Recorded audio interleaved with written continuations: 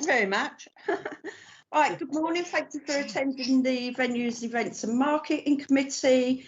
Have we got any declarations of pecuniary interests? No, thank you. No, right, thank you. Apologies for absence, Chris. I haven't received any. None, right, lovely, thank you. To confirm the minutes of the committee meeting held on the 11th of March 2020, received by full council on the 12th of May as a true record. Is there any comments on that? Oh, good.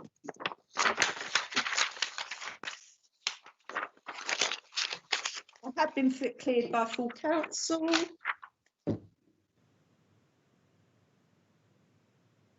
No, that's right. No, is that fine? Can I sign the minute? Thank Yes, you. thank Cheers. Then, yeah. Yes. Oh, yes. Okay, thank you very much. 89619, health and safety matters. One, VEM virus, I can never say that word, updates. And two, is to receive a quote on the extension of the CCTV coverage to include the Market Square. And David, can we have that, please? Yeah, okay. So just to take point one, which is just the updates, just to bring you quickly up to speed. Just to cover the timeline, the venues closed on the 20th of March of this year, followed after the Prime Minister's address on the Sunday evening on the 22nd. We took the decision to close the markets as from March the 24th, so Tuesday, March the 24th. We've also around the venues had to deep clean and decommission all the bar and catering services to industry guidelines. We contacted the result of closure of the venues, all our hirers, and allocated refunds where they were requested. But many of them did reschedule their event dates to future dates, mainly post-September, which hopefully is being realistic more than optimistic, and some even into next year. The tenants of the Guildhall Gallery are currently working from home. We've done a few refurbs and repairs in the Guildhall tea room and council chamber, but now because there's nobody using that facility, we've completely cleaned down and mothballed it for the time being. Currently, our venues are being used by limited staff members, so we can comply with more stringent working practices. Currently, we're reviewing that over the next couple of weeks, redesigning office space to allow them a safer and more welcoming return to the office. Each office has now been allocated a sanitizer station, and we are looking at foot pedal sanitizers to go into the public areas, hopefully when we reopen in the near future. And we are accommodating blood donor sessions roughly every fortnight. The next one is June the 2nd. We are undertaking stringent cleaning protocols as and when needed. So it has been handy in some respects that we can clean the venue and keep it fairly well cleaned with only a skeleton staff in the building to answer phones, messages, and deal with contractors. So just a quick update. I don't know whether anybody's got any questions on that. Yeah, Mark has got his hand up. Hi, can you all hear me okay? Yes, thank you, Mark. Hope you're well. Thank you. Thank you for that, Chairman. David, you mentioned about the tenants of the Guildhall Gallery currently working from home. Do we have oversight of their plans to return to their offices? Not at this moment in time. We have asked them when they do pop in, and they have done on a couple of occasions to give notice, so we can make sure that we realise they've been in the building, and so we can carry out the necessary cleaning post. But literally, of the 4 staff that are thereof, there's only one that's ever been in to collect paperwork and things. So Yeah. they are literally working from home at the moment, but there's no reference to when they are returning, to be honest. But also, I would wonder if we, as the landlord, we would have oversight of how they're going to manage risk, because it will impact upon us as well as an organisation. Yes, well, we'll contact them to see when they have got any plans, if any, in the foreseeable future to come back. And just like we've instigated with the market traders in a future agenda item, we will go through that process as well. There are common areas that we do share, so that's a valid point. There is an issue, hopefully, coming up in the foreseeable future in terms of where the Guildhall will undertake its improvements and upgrades. Look at that in a different light anyway. So, yeah, but I'll take your point, Mark. Thanks, David. Can I just say, David, Brenda's having problems with the agenda's sort of stuck. It's not moving. Can we sort that out? Lag on it. Yeah, please. I'm still on the minute. All right. Well, why have you got them? I've got the updates on mine. No, I've got the first one. I've got the first one that went up. Mm. Decorations, apologies, and minutes. It's not been scrolled down to the next part. What you're Health discussing. and safety matters. Is anybody else having any problems? David, Yeah. there's a slight lag on it, but other than that, it's coming through for me. Okay.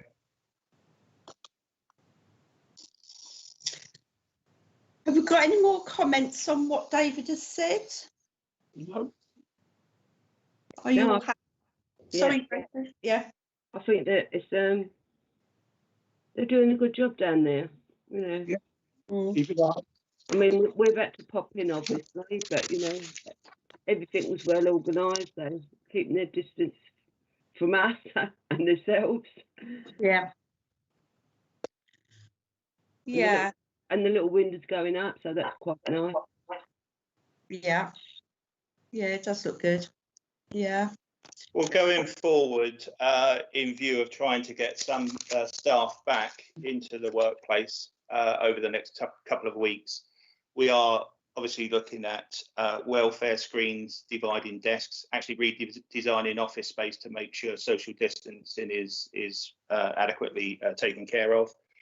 And also, as Brenda has just alluded to, we have a new welfare screen in the main reception hatch to protect staff in the reception area. Now, some of these things are not just as a result of coronavirus, they are things that we'll obviously keep. So we have invested in more substantial hardware in products for dividers, rather than you can pick up some on the market at the moment that basically are a flimsy perspex screen in a cardboard surround.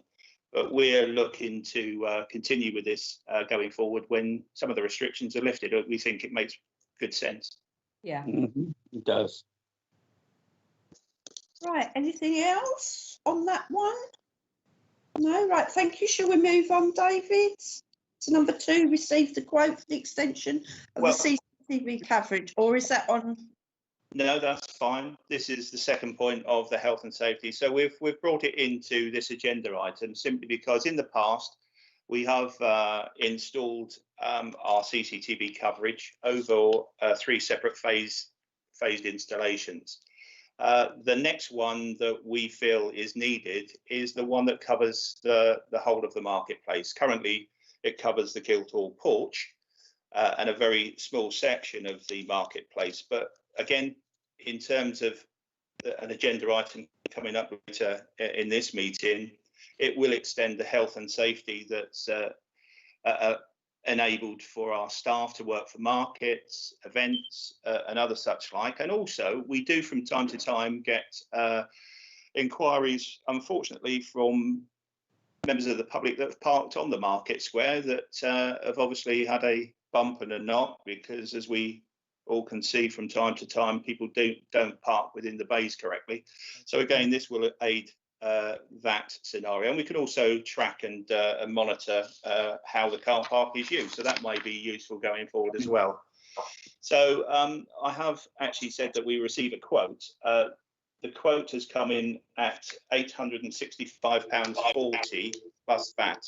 It is within the threshold that delegated officers have the power to continue with. And as we've discussed an extension to the CCTV coverage anyway, I'd look to hopefully go ahead with this, especially to facilitate any reopening of the market as well. I don't know what the council's thoughts are on that. Oh, actually, yeah. Have councillors got anything on that one? Yeah, I think it's a good idea. We need to extend it as far as we can, and at that cost, good. I've got Terry's Terry's hand up. got his hands up, Chair. Dennis, Terry's got his hands up. Yeah. Lovely, thank you, Chair. Perfectly happy with that. I mean, we've spoken about it a few times, and I quite like the approach we've taken of doing it in phases. The only thing I'd point out is David didn't mention what budget this was coming from, and I just think it's always useful for us to be aware where it's actually coming from, and we record that as such in the minutes. Thank you. Thank you. I've got a comment from Chris. Chris, do you want to speak, mate? Chris Harvey. No, Chris is oh, no. Mark Robinson's got his hand up. Right, Chris has said he agrees to support the CCTV. Mark Robinson has his hand up. Go ahead, Mark. Thank you. Quite comfortable decision to increase the coverage on the marketplace, but David referred to the fact that we sometimes have issues with the marketplace itself and the car parking. I'm not sure if this sits with this committee or it needs to go to out, but I was lockdown's given me the opportunity to go through old emails, and I tracked back an email to 2016 where a councillor requested that we look at this, the marketplace, because as a car park it's not managed very well, if at all, and I would like to see that come forward as a future item, so we can actually the marketplace can be the car park can be monitored and used correctly. Thank you. Can I just come back on that, Chair? Yeah. Firstly, to answer Terry's question, we can take that cost out of nominal code 5286, which covers some of the work on the marketplace, repairs and maintenance. So we can take it out of that. Otherwise, there's building maintenance, which is 5220. So we can take it out of one of those codes. Yes, I also take Mark's point about it may be the responsibility of other committees to track the use of car parking. But my point was that we now have CCTV coverage for health and safety reasons, but we can also record, and we take recordings from time to time, which can be used in evaluating whether we can address that in a different way. Yeah, agree. Any comeback on that? Any comeback on that? Yeah. Yeah, well, I believe it sits with Al, and we've got the chair of Al in the room today, so perhaps you can note my point about wanting to discuss it. That'd be appreciated. Thank you. Can I just say that actually I've just put in the comments as well, there will be some changes to the car park due to the layout of the entrance within the HLF bid. So I think it's already down as discussed on ALP. Thank you. Right, thank you very much. Any more? Chair, would somebody like to propose and second that, and I'll put it down as a recommendation, please? Chris, you can't do that because it's not an agenda item, and the spend is already within the delegated power. Thank you. Sorry, I thought it was. Sorry. No, it's part of an officer's update because it's within the delegation. Yeah. Okay, thank you. Right, if we're all happy with that, we'll move on. 89719 Guildhall Internal Works tender. I think we've all seen that, haven't we? You should have been served with a copy of the tender. So basically, on the 15th of January, we agreed to go out to tender. and it was tendered, but we did only have one company that returned the bid. So really, this is about approving that tender, so we can initiate the works. Any comments, please? There was also the architect report that went out to support their comments on the tender. Yeah. Got any, Terry? Yeah, sorry, maybe it's me. I can't remember exactly what this is about, so it'd be really useful if, David, you could give us an overview. I've just had a quick look in my emails to see if there's a copy of the actual tender that went out. I can't find it, but if you could just tell us what it is, that'd be really useful.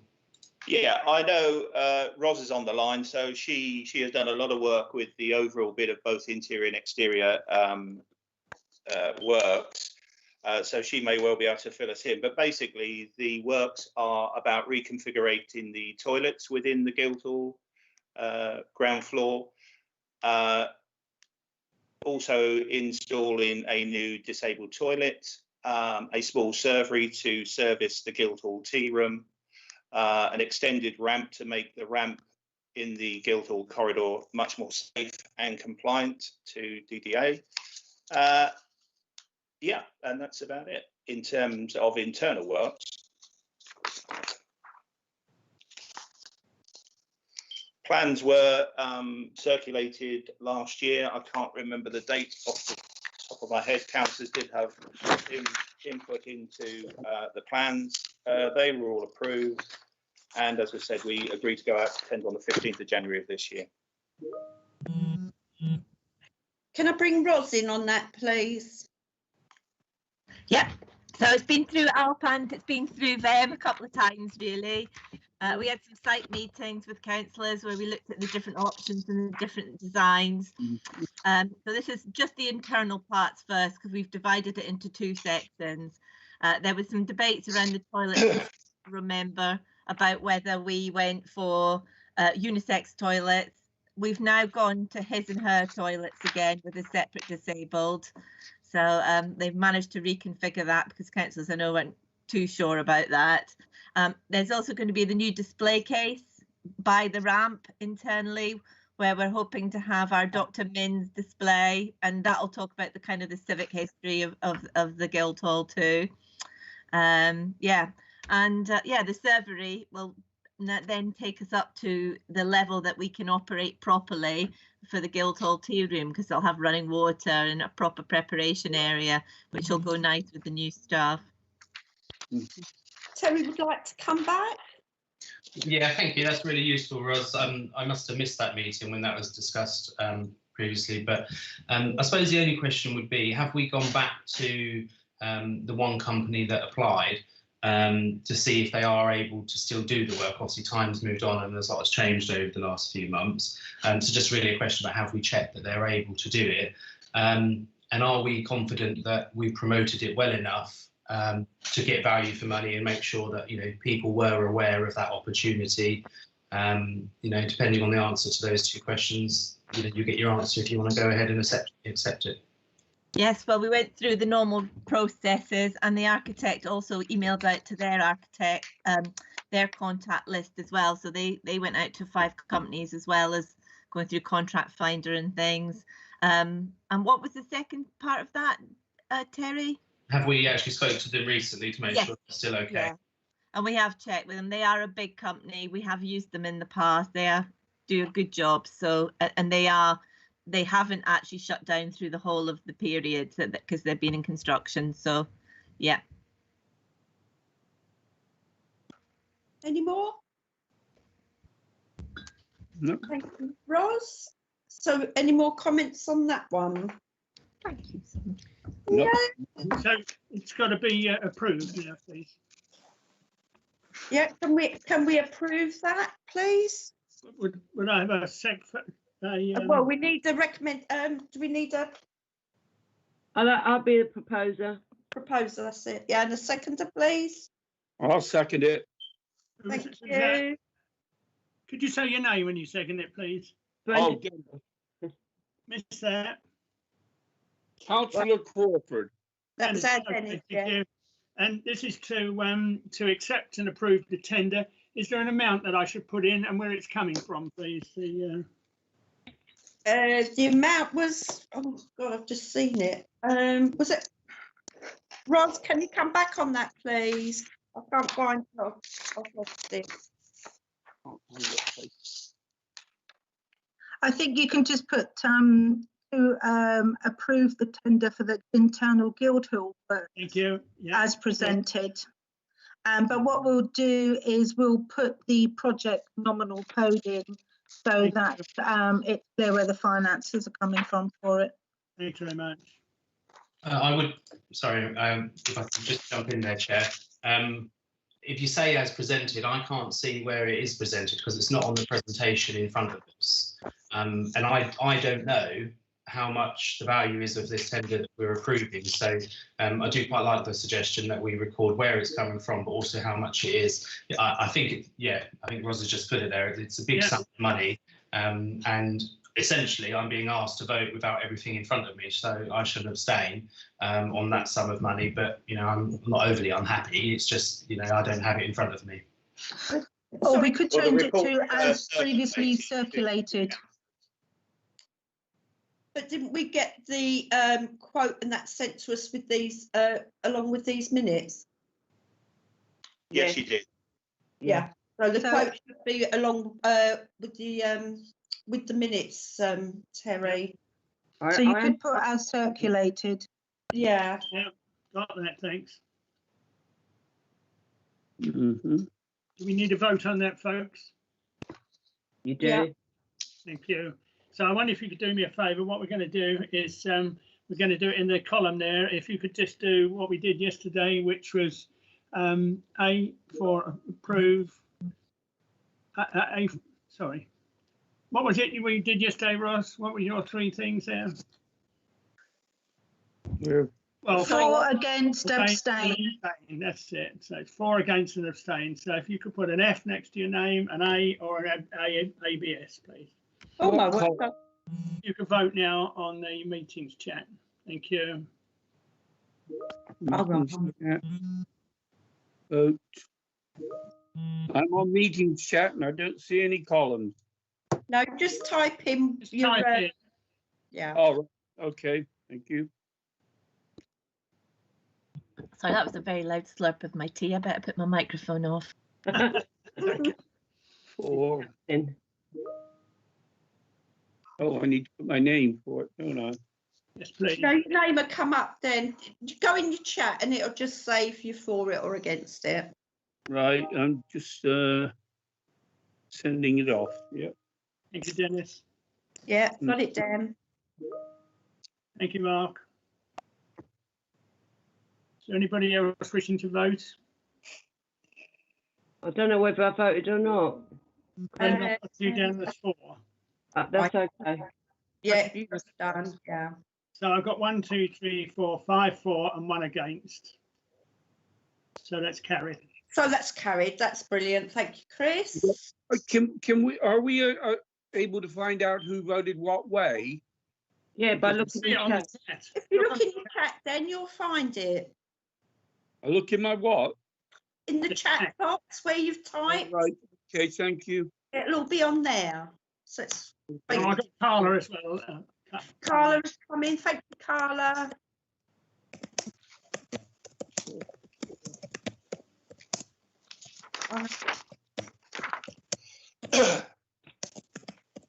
Right, we've got Chris and Mark.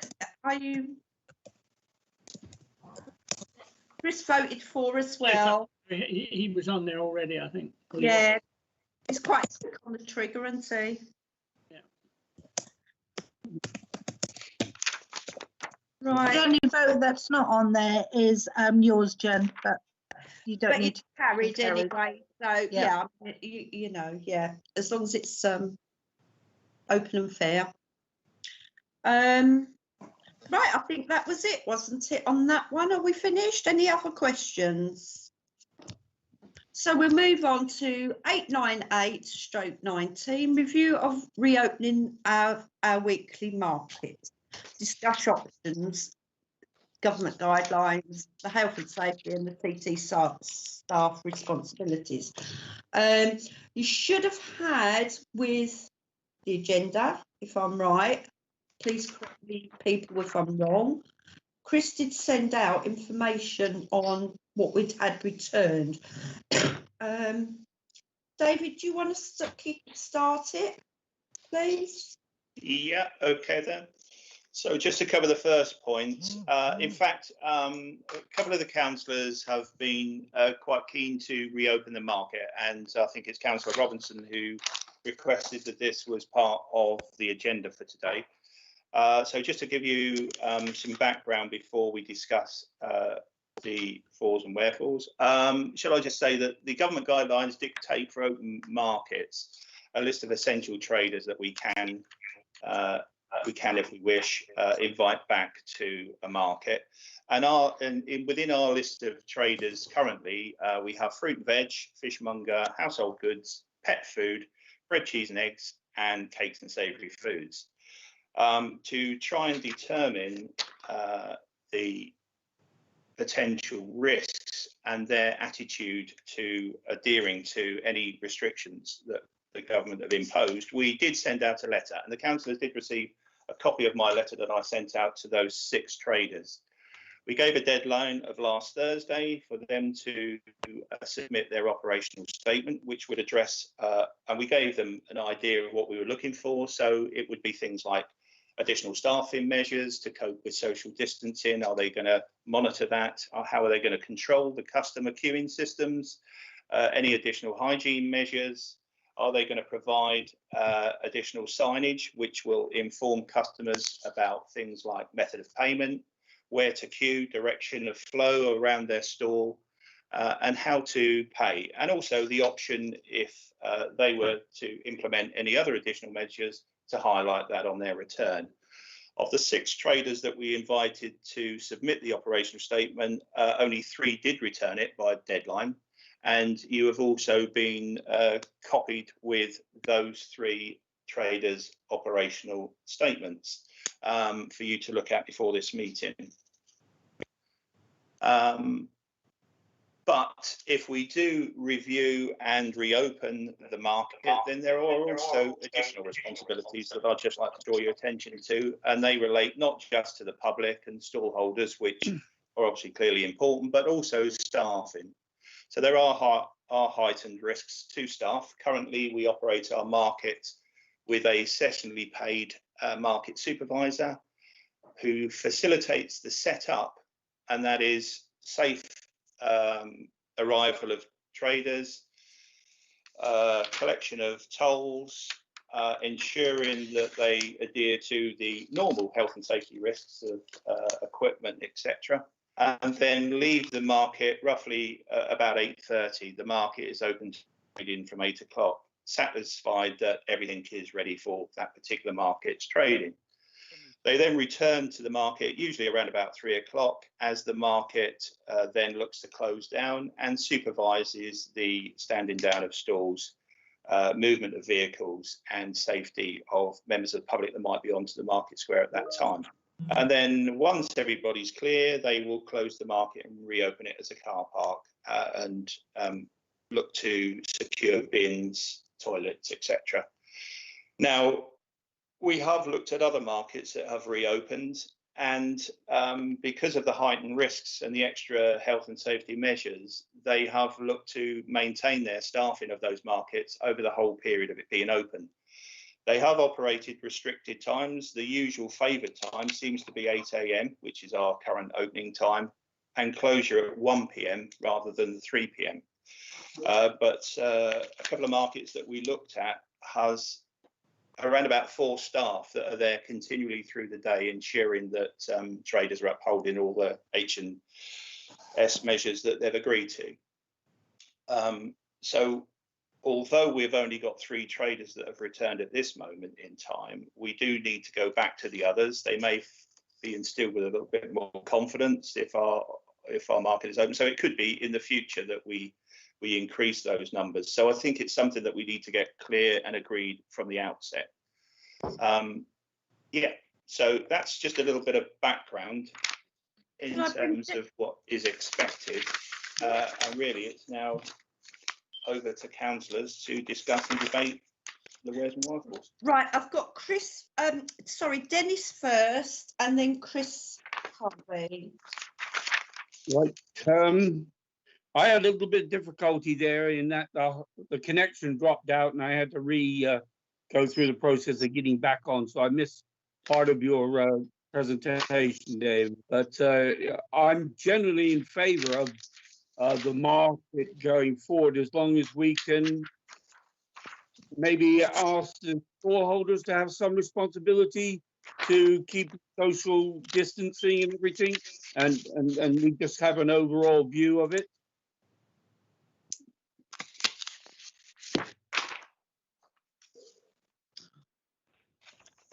Well, that's what we asked for, Dennis, from the stall holders by requesting their operational statement, as we've termed it. And as I said, 3 of them returned it, of which you've got copies of each of those. So you can determine yourselves whether you feel that they've adequately stepped up to the mark. And this is the benchmark that we would have to monitor them by. That's what they've agreed to do if we determine whether that's satisfactory to reopen the market. You've also got on the documentation that I sent round my views, and I've made my views clear on a number of occasions through email exchanges. So you're all well aware of my concerns and issues. Of the 3 traders, I've been quite impressed with, as I've termed them in your documentation, because we don't want to speak about individuals openly if we're critiquing their statements. But Trader 1 and Trader 2 that you have in your possession, I've been quite impressed with how they've stepped up to the mark. They've certainly agreed to implement all the safety issues that we've required, with a limitation on one of those in terms of only taking cash still. They haven't provided the card option as well, but they've made clear in signage that they will do that, and customers will make up their mind at the outset whether they'll continue with their purchase if they don't think that's safe to do so.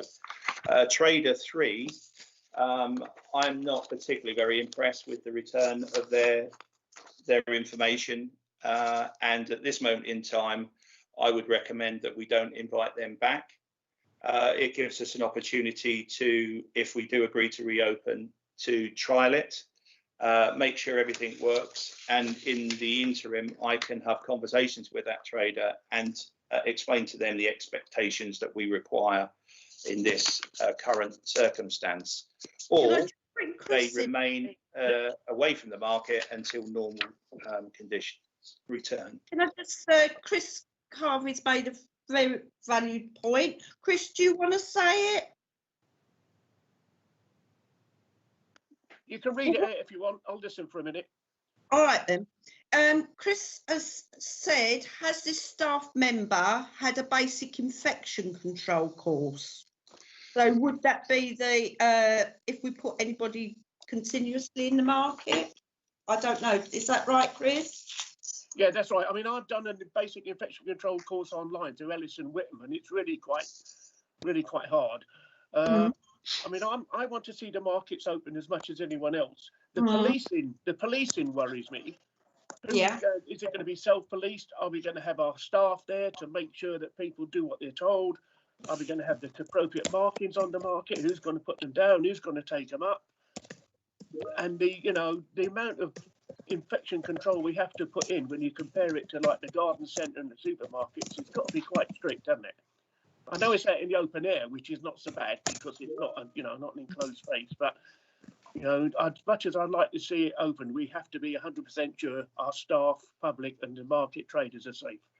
Yeah, totally agree. I've got Brenda's hands up. Yeah, really, it's a personnel matter. By running the market on a similar line to what Chris just said, can we make staff attend that market? Because obviously people have options nowadays, don't they? And they might say they don't feel safe, they're not going to do it. We can't force it. Mark Robertson. Yes. Oh, sorry, Chris's volume's dropped. Yeah. Have we got anything else? Any other comments? Because it is quite a. I would like. Stuart Wright wants to come in. I've got Stuart's hands just come up. Yes. Yeah, I think we're moving into a bit more of an open area, and it will be opening up more. I understand the issues that we've got to be compliant with all the guidance that is out there. But given if we've got 3 stalls on a marketplace the size we have, it should be within our means to facilitate those to be open, and we need to put the onus on the stall holders to do the correct policing. I understand it's how do we police it, and we've got to be seen to be doing it, but we need to make sure if we do invite them back that they sign up to say that they will be doing those conditions of the self, basically it's the distance thing, isn't it? So they keep people 2 meters away, and they should be responsible for putting down a line, whether it be a tape on the day that they open, or if it's just a couple of battens laid on the floor to show where 2 meters is. I think we are going to be moving to a more and more open thing. So at some point we're going to have to bite the bullet about this. So let's try and get it in place now. Yeah. There's a big comment from Tina Cannell on there, please. Yeah, there's a comment from Tina. Tony Clark, would you like to speak it, or would you like it read out? I think, if the council want the markets open, and I don't think there's anybody who doesn't want the markets open. It's a case of, do you want it staffed or not staffed? Other councils, some councils like the Fakenham one, which is a big market, even though theirs is still reduced and food only, they have people setting it up, and then the town clerk and the other officers monitor it throughout the day on the CCTV, and then they assist with breakdown. So they only go out if they're needed. But then Swaffham have 4 people on their market all day. And that's a member of staff, councillors and volunteers. So I think it's just a case of which way the council would prefer that to happen. Because, we can make it happen, but I would say that potentially you wouldn't need 4 members of staff, but, yeah, I think I think the CCTV offers us a chance to kind of almost take the middle road, in that we can make sure the setup is correct, and we can make sure that the takedown is correct, along with the cleaning of, gazebos, tables, whatever. But the staff could safely monitor from the Carnegie. I've got Brenda next. If I can bring Brenda in. Well, I And never actually got an answer to my question. What if the market person at this present time refuses to do that job? Has he got the right to do this? Because I know my husband's been asked, would you like to return? He doesn't have to. They're asking him, does he feel safe enough? Here's the risk assessment. Do you feel safe enough? They're not asking. They said, we'll leave you on furlough, and we're forgetting we're dealing with staff members here, and we've got to ask them that question. As Dave asked that question, that's all I'm asking. Right, can you answer that, please? And then I've got Chris Harvey, which has said he would be prepared to volunteer to help monitor. Then I've got Stuart with his hands up and Mark with his hands up. So if you want to reply to Brenda first, and then we'll go on.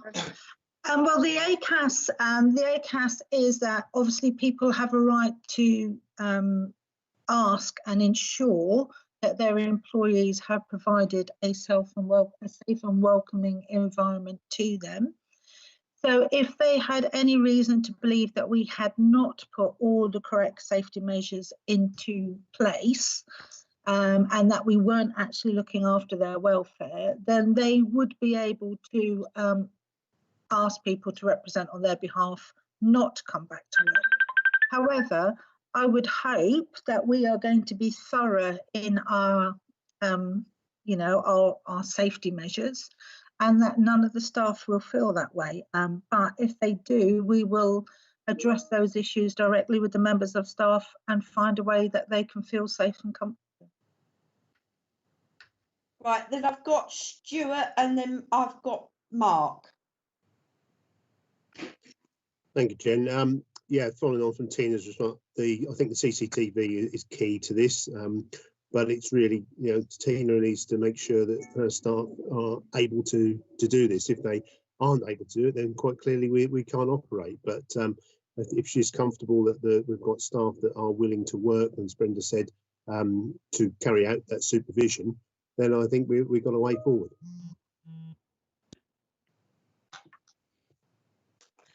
Thank you. I've got Mark.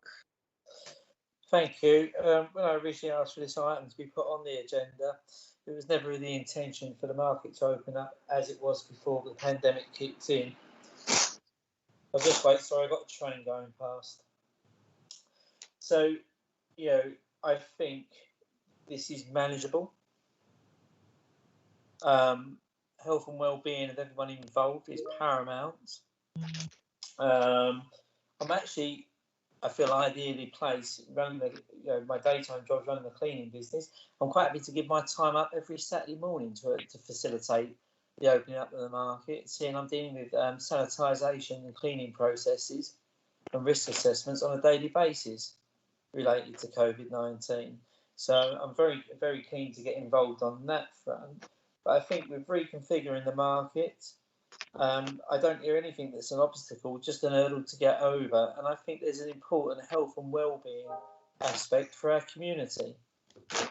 I'd rather have them out in the open air getting fresh fruit and veg than into a supermarket. So I'm hoping this is something we can facilitate as soon as possible. Right, thank you, Mark. I've got a comment from Ros. Ros, did you want to say it? And then I've got Terry with his hand up. So if Ros can... Stuart, was Stuart up there? Chair. Stuart has come up before Mark. Yes, Stuart spoke, yes. Did I get you, Stuart? He came up afterwards again. Oh, is he? For some reason, I haven't got that. I've got Stuart, then Mark, which is done. Ros has made a comment. Terry's hand is up. So I beg your pardon, Stuart, if you have, it's not actually come up on mine for some reason. I think I covered my point, but I do reiterate Mark's point. It's better to have people out in the open air than they are queuing in supermarket aisles, but I'll leave it at that. Okay, thank you. Right, Ros has put on the government are producing a guidance on the management of town centres. Keeping a 2 metre distance is not how we naturally behave, which we all know that. Physical barriers and signage are important. I totally agree with that. I should imagine we all do with the way things are. I've got Terry next with his hand up, and then I've got Carla with her hand up. So Terry, would you like to go? Sure, lovely, thank you. Just a couple of points. Completely agree with the point about supermarkets. I've been making a conscious effort not to go to the supermarket on a regular basis, but frankly, you have to. There's lots of people who, myself included, don't want to take up the delivery slots, the click and collect slots that are available. So you have to go into the supermarket. And it's about giving people choice. So that's one point. I think the market reopening gives greater choice. But also, I think we have a responsibility to those traders. Lots of them have been very loyal to this town for a long while. And if it's safely possible to do so, we should be reopening the market to support them. So going back to David's earlier point, the two that he feels have done everything, prep-wise to make it possible to reopen. Let's get them down and get them open as soon as we possibly can. I don't want us to be waiting for the CCTV. I think it's an added advantage, but they've demonstrated that they can, conform to the new way of workings. Let's get that going as soon as we possibly can, and then perhaps advise some of the others that might need additional sort of support to reopen. But I think there's a will to do it, and certainly there's other places reopening now. I'm all for let's get on there and do it. And David's already confirmed that he's happy with at least 2 of them. Yeah. Can I take Carla and then any other responses, please? Carla, thank you. Thanks, Jenny. I think some of the comments made, yeah, I have repeated some of the words of Stuart and Terry. I think it's important to bring business people, the traders, which are small businesses, back into line as soon as possible, rather than getting them to struggle longer. I mean, this has already been going on for a long time. So a lot of businesses struggling. The longer it's going to go, the worse it gets. The other point is, as people now have more flexibility to go out to do exercise as many times as they want a day, they can incorporate and just they're walking about and pass by the market and pick up the supplies they need, which I agree with Terry and Stuart on that. He avoids packing people in supermarkets as in the open air, as long as it's done safely and the stall traders are following the guidelines. I think it's doable. It's not why we should keep them closed any longer, and try to bring things to normal as soon as possible. That's my opinion, anyways. Thank you. Thank you, David. I've been looking at your comments on here. The government are saying it's got it should only be for food. So we've got the fish van. That doesn't look too bad. Our veg man has done quite well with his, actually. I know you've still got a couple of concerns. Now, are they, being as one of our traders just needs a little bit more, maybe a bit of help, and we are asking the traders to take responsibility of their own areas, etc. Would it be yeah, I apologise. I haven't named anybody, but I do apologise for mentioning one. I should have said trader. Maybe we could, with the area they've got, if we've only got the two acceptable ones at the moment, they could have a larger area for their distancing. I don't know. I do apologise. I didn't name, but I have. I did comment on what stalls they were. I do apologise. Well, if I could just come back and uncover some of the earlier points and hopefully get to a conclusion. To answer Councillor Harvey's earlier question, has the market supervisor been through an infection control course? Can I just say at the outset of this, Ros was very good at trying to galvanise staff to go through all the health and safety courses, and everybody that's employed has finished with that or completed the infection control course, with the exception of the market supervisor, because as I alluded to earlier, she is a sessionally employed person and the markets were closed. But it's clearly not an insurmountable problem. We can get that person in, and it's an online course deliverable through our health and safety providers. So we can that's not something that's going to exclude us reopening the market. What I'd like to get clear though is I take some of the councillors' points that, you know, and to be perfectly honest, some seem a little bit flippant in terms of, I think it's only a social distancing problem. It's not. There's clearly some issues, as Councillor Harvey's alluded to. Have you done your infection control course? Yes, we have. There are also additional services that we provide. We give the opportunity for traders to go for a comfort break in the Guildhall toilets. The Guildhall is currently mothballed. If we are going to open the toilets to the traders only, that again has to be monitored and cleaned after every visit. We also provide a waste disposal service, and currently the two traders that we are looking to invite back are the only two traders in actual fact that use the waste disposal. So again, that needs to be cleaned. So finally, yes, it is the responsibility of the traders to take responsibility for their business. And as I said, I'm quite happy with the returns from those two traders. But our liability through supervision of the market has two elements, the beginning and the end. Where is the liability? Where is the monitoring in the middle bit? Now, Tina mentioned we are initially only looking to bring 2 traders back. That could change quite quickly. We can reconfigure the layouts, and I'm sure those traders will come back and locate in any position that we dictate. So that won't be a problem. So we can look at the health and safety around that. But we will need two staff members for the entirety of the market being open. And if we agree that we open from 8 till 1, that means we have to be staffed by 6:30 to 7 in the morning, and at least through till 2 o'clock in the afternoon. So 2 people at least 6.5 hours each. That's something that we don't deliver at the moment. Thank you. Can I just ask, if obviously the council would have to put the barriers up like we normally do to shut the market off.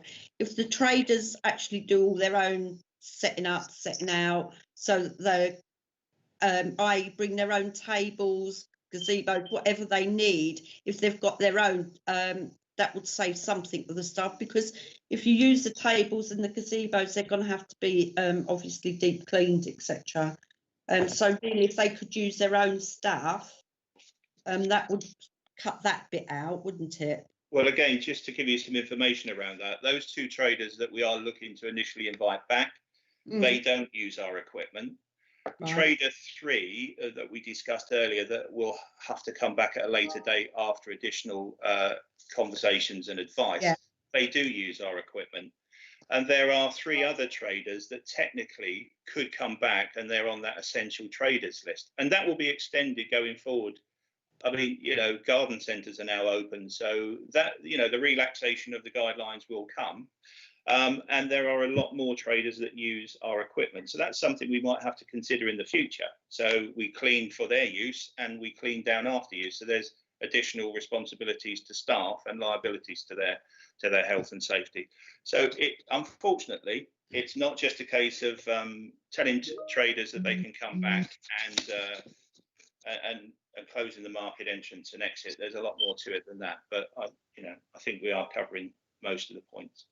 Yeah, I noticed Ros has put the government guidelines on safer spaces on the thing, which people can log into and have a look. I've got Brenda's hand up. If I can just butt in, Tina's put a note on there, please. Oh, sorry. Yeah, Tina has put in, could we agree that the first 2 to open now, and able to review at the end of the first market and continually evaluate how it went and how we bring back our traders safely.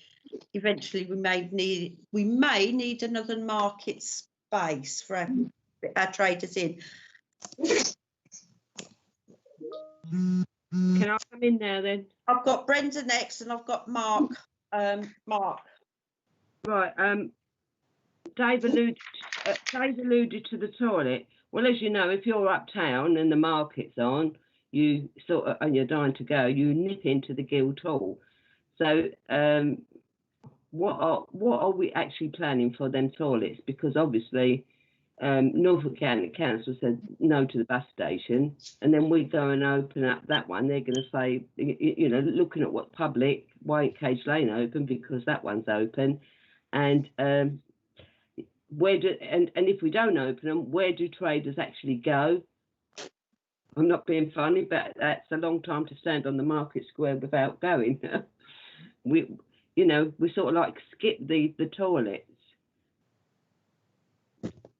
Well, this is an issue because in normal circumstances, you would have other facilities in and around the market space. We've got 2 pubs that would be open for a majority of the day. We do open the Guildhall for the traders, but that's an additional health and safety responsibility. And we'd have to have the entrance monitored because, you know, we don't have public toilets open at the moment. So it's not just traders that come up the town and need to spend a penny. If the door is open, clearly it will be used by the public. And then we've got a major clean down in a venue that is currently sort of mothballed, as I said earlier. But clearly, we have to factor in the point that, you know, if you're there for 5 or 6 hours, you are going to go and visit the toilet at some point. It's not something we can just not address. Right, thank you. I've got Mark with his hand up, please. Thank you, Chair. I agree with Tina. I would like to move to a position where we can look to get at least 2 of the market traders up and running at the earliest possible moment. And we are going around discussing the various issues that need to be addressed. There's been a request for councillors and volunteers to get involved, and at least 2 of us have jumped at that opportunity to support. So I'm going to suggest a way forward, because we're discussing and we're going into the minutiae of the issues. It could be.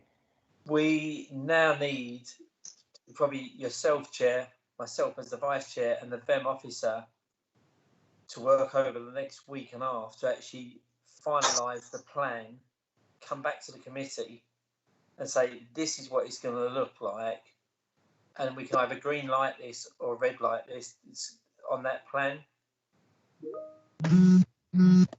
I'm quite happy with that. Chris has just come up with a point on health and safety. The toilet problem is a huge stumbling block, and I quite agree that is going to be the problem, is the toilets. I'm not sure, but I don't know if it was Fakenham that have opened. I can't remember. If I was told earlier that if one of the markets is open, but it's not opening their toilets. But I'm not sure. Somebody can correct me on that one, please. It was one of them markets, Chair. Yeah, I thought it was. They've got the traders there, but they're not opening the toilets for them. So yeah, toilets will be a problem. Yeah, I've got no problem with that.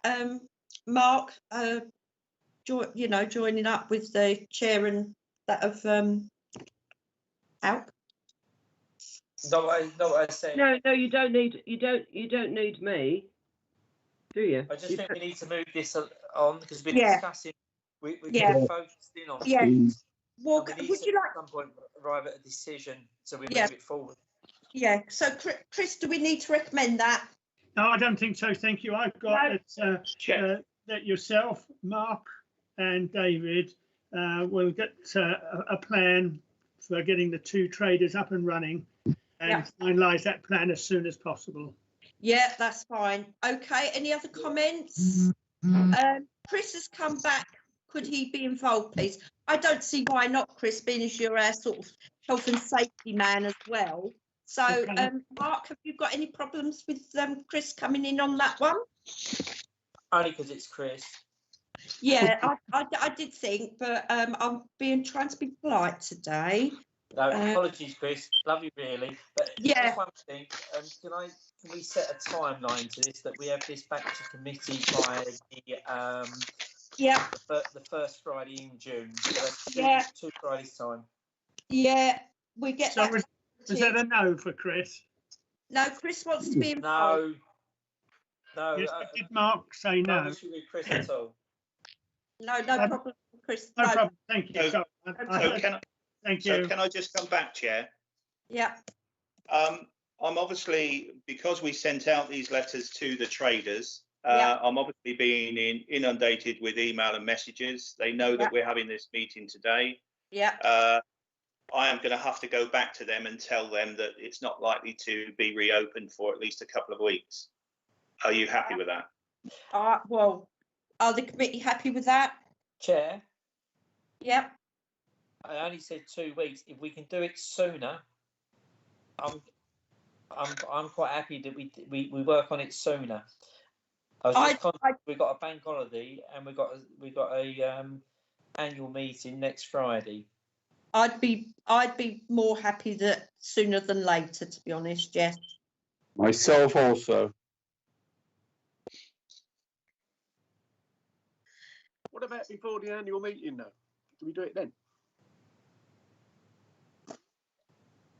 Yeah, it's just a matter of organising diaries, isn't it? Mm-hmm. Yeah. Okay. So we'll set that up then for ASAP. We'll see if we get at least the 2 traders on once we've sorted out the toilets, etc. Yes.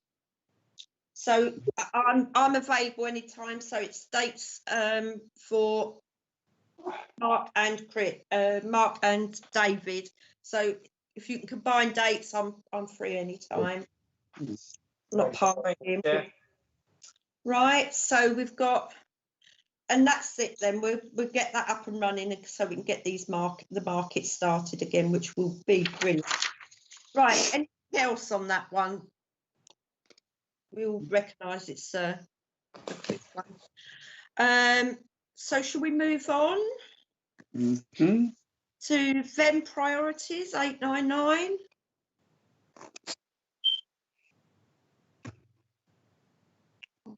So, Chair, the reason I asked for this agenda item simply is because in January of this year, the committee, as all committees, were looking at their future priorities for 2020-21, and these were the two that VEM agreed.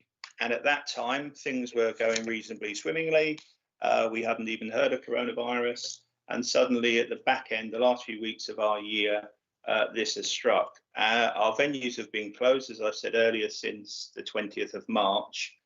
Our budget will be severely impacted for at least the first quarter, if not longer. So the first point in there, we really need to review, and I say that not from a negative point of view, but a positive point of view. I think we need to possibly, Chair, stand up a virtual working group that may look at how we can try and develop these priorities to a satisfactory conclusion. I think most businesses in this current climate are looking at very creative and innovative ways that they can develop their business. And I think whereas we were possibly looking at more traditional revenue streams, currently we can't facilitate those. So I would like help and support from like-minded councillors on VEM that may want to join the working group and try and develop this in a more creative way, that we can at least look at trying to protect our budget going forward. Yeah. Is there anybody that would like to go on that working group? I would. Brenda Cannon. Brenda, Mark, can I ask you if you'd like to go on that on the business side of things? Yeah, sure. I'm happy to get involved. I don't want you twiddling your fingers. You know, you age when you don't do anything. Take my word for it. So we've got Brenda, Mark. Anybody else that would like to go on that virtual thing? I've got Terry with his hand up. Thank you, Terry. Yeah, just putting my name forward. Terry as well. Brilliant. Anybody else? Carla, thank you. Carla, I've got Carla. Lovely. Anybody else then? Chris? No, I'm fine. You're fine, you not, Chris? No. No, not for me. My entrepreneurial skills are doubtful. Bless you. Yeah. Right then. Okay, thank you, Chair. I'll make sure I contact those relevant councillors and hopefully we can schedule a meeting soon. Yeah. Did Dennis say yes? I am sorry. Did Dennis say yes? No, Dennis. Dennis is bless I him. completely decline. Yeah. So we've got Brenda, Mark, Terry, and Carla. Thank you very much. Thank you very much. Unless anybody else would like to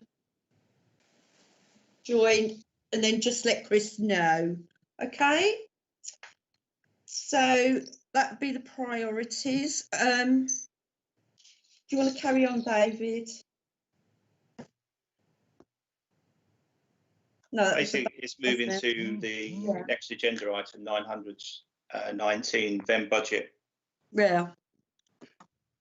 I'm not getting the agenda moving on my screen. I'm still on health and safety. Oh. Dennis, I'll tell you what it is. You might attach something at the bottom that says take control, and then it says presenter. Take presenter off, because I was doing that. That's why my screen didn't move when Dave was moving it. Okay, great. Yeah, thank you very much, Brenda.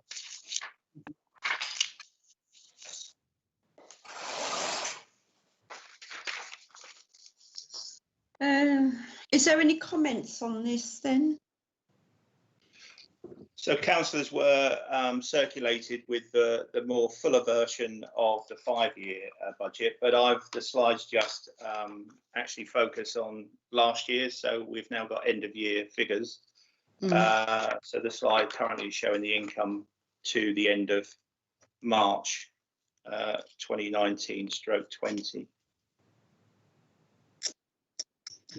So I'm quite happy to take questions, or I can move through both income and expenditure if that's what you want. I've got Terry with his hand up. Yeah, lovely, thank you. I think you just might have answered part of my question there, David, which was specifically for the events income. Presumably all of that income is for events that happened in that financial year, not income that potentially was in the future, as in this financial year. That was the first point. And then the box office income, presumably that's income for our own events, or is that separate to the events, and that's the box office income for where we've done the box office for other people?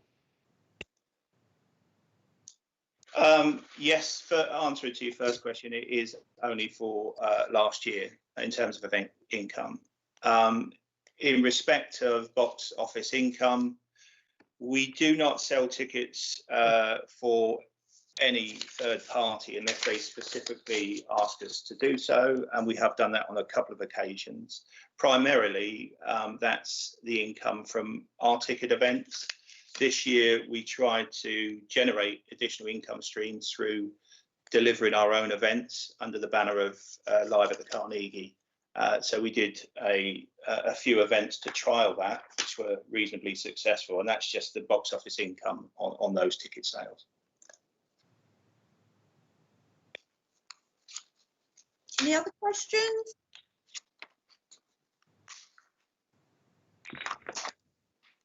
No? No, that's fine, thank you. Okay, I'm not going to ask if we're happy with it. The circumstances. Right, should we move on to 90119? Ah, you've got some expenditure there, Davey. Well, yeah, I asked for questions on both. You had the fuller box office budget figures. Yeah. Right, and there was no more questions. Thank you. We will go. Sorry, Chair, I just have. Got Terry. I thought we were going to move on to expenditure, so I separated it into income and expenditure. I was just curious, David, that with the catering purchases, what actually materialised was double what was budgeted. And then you'd expect to see a sort of correlation with an increase in income, but it only went from 10 to 12 grand in income, but actually the expenditure doubled. So just that was a bit of a red flag that there wasn't a sort of correlation there. And then similarly with the bar purchases, it's 15 grand expenditure. In reality, it's 21 grand, but not the same sort of uplift in the income. So I just wanted to see if you were sort of aware of those facts. And then separately on expenditure, you've got a new budget line, for marketing and communications. We've not spent anything for the last few years in that budget line. And then there's a huge £7,000. Just wondering what your proposals are for that money this financial year. So just going back to bar purchases, let me just turn the slide back to the income. The uplift in actual to budget is £9,621. The differential in bar purchases is relative to that. And so we are still generating a healthy net profit on that figure. Catering purchases, and I think we've discussed this before, that we do need to separate out catering purchases from our own conference and our event and that of the Guildhall Tea Room. That may factor out much easily going forward, because we are looking to take the Guildhall Tea Room under our own wing. But for an expenditure exercise, we will separate those out so we can clearly define those purchase costs. But that's where the extra costs were. In terms of marketing, when you quote the 7,000 additional, are you looking at next year's budget, the wider budget? Yes, so on the one that was circulated, the full income and expenditure in the 5-year forecast, for the next 3 years, there's 7k a year for marketing and communications. So when we looked in October, November time of last year, in terms of setting budgets going forward, we expressed an interest, even though we were looking at different options, the way we market and advertise our events and our venues and the town council in the wider context. Councillors felt at that time that we were not maximising every opportunity, and our marketing plan going forward will be widened, increased, and therefore it increases the costs to that. So they agreed an additional expense to go into the budget going forward, and that's where the extra expense is. Yeah, no, that's fine. I'm quite happy with that. I was more interested in what your sort of plans are to make use of that. Just going back to our previous conversation about the market, you know, I've always been really passionate about us doing more as a council to promote the market traders and encourage people to shop at the market, encourage people to go into the town centre and sort of, you know, support local retailers. Given COVID-19 and everything that's going on, I'm just, you know, if you haven't got plans for how to spend that $7 grand, I'd be keen for us to think about actually encouraging people to shop local and that sort of thing, just sort of throwing it out there. And that's a great idea, Terry. And actually, one of the things that have come out and in the operational plans for both those traders we're inviting back is that they have diversified into pre-orders, pre-order and collection. So that is certainly something, and you're right, that we could advertise and facilitate on our website. We are looking at trying to improve the website again. Again, some of the initial budget for next year would be to make those initial changes to website, social media, etc. Yeah. Thank you. Any more comments? Roger's put a comment on there that David was some of this spend for the awards for all money. Yeah.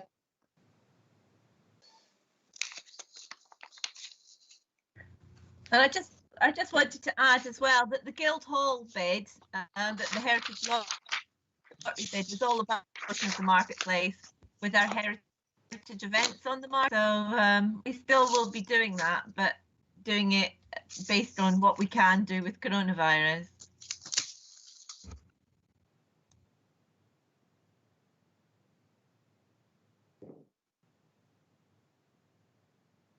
Right, any more comments? Right, then we go on to community officers update. I think we've had that. No, I have nothing to add on that agenda item. No. Right, well. Okay, what about community engagement? Should we let them know that we've now got the market's situation on the market, on getting the market back up and running? We have another VEM meeting scheduled for June the 11th, I think, so it's only a few weeks away. Yeah. Clearly, I think it's slightly too early to make any media disclosure of us reopening the market, because clearly the big thing that they'll want to know is date. So what I will do is I will make sure that those councillors who are needed to come together to try and determine the last little cogs in the wheel to open the market, and we can agree a date. And if we can get it open fairly quickly, then yes, let's get that PR out. Okay, I've got Mark with his hand up. Thank you. I just want to make a comment on that. Normally, I would say, yeah, making a comment or a statement would be premature. But this meeting's being streamed live. Yeah. And I know it's being as watched as far afield as Tilbury. Oh, nice. So I've had somebody contact me that they're watching it from Tilbury, a Thetford resident that works in that area. So it's already out there. Yeah. We're going to be looking at this. So maybe a precursory statement about the next steps for us would be prudent. Yeah, I've got Terry with his hand up. Yeah, I was just going to echo what Mark said. I think the one thing we've all agreed on is we want the market to reopen as soon as we possibly can. So that on its own, whether it's from you, Chair, or from the Mayor or whoever, I don't really mind. But a statement that we are committed to supporting, you know, our market traders, you know, as soon as possible, I think is, you know, a good message to be sending out. All I was say on that is it should come as from actually the council. The council will, regardless if you're on the chair, the mayor or anybody, we all want the market to be open. So it should be a comment from the whole council, really, shouldn't it? Not just individuals. Yeah, their council, as in everybody. Yeah, the council, Thetford Town Council, yeah. Council are working towards it, Yeah, because we've all got an interest that we are up and running and that, so yeah. Right, is there any other comments on that? Terry, I've got your hands up. Sorry, yeah, me again. Just one final thing. I think it's kind of under community engagement. Just wondered, David, if you could give us an update about the space outside the Carnegie. I've been contacted by a couple of people about the amount of weeds and just sort of the general appearance of the outside. Seeing as we're actually in the meeting and people are watching, if you could give an update on, you know, whether that's going to be tidied up sometime soon, that'd be great. Well, the outside space is, again, one of those anomalies in terms of exterior is ALP, interior is VEM. But I can say that we are all concerned about the weed growth in and around the Carnegie, and it doesn't look good. We are still open for business for blood donors, for instance, and they're back doing sessions for every fortnight at the moment. So we do have people come to the Carnegie, and we want to present it in a good light. But what I can say is the contractor that has been employed to do that is working on that now. He's back, and that will hopefully be improved over the next week. Thank you. Right, is there anything else? No? Are you all going away with your jobs? I shall close the meeting. Thank you all very much. That's great. Thank you, Chair. Take care and stay safe. Yeah, I just asked the Brecon councillor that's in walled covers Stanford Road. So if you've got one there, can I just have a quick word? Stanford is Liberty Gardens next to the sports centre. Yeah, I know it. Yeah. Yeah, Priory Ward. Yeah. So. Well, I am here, Jenny.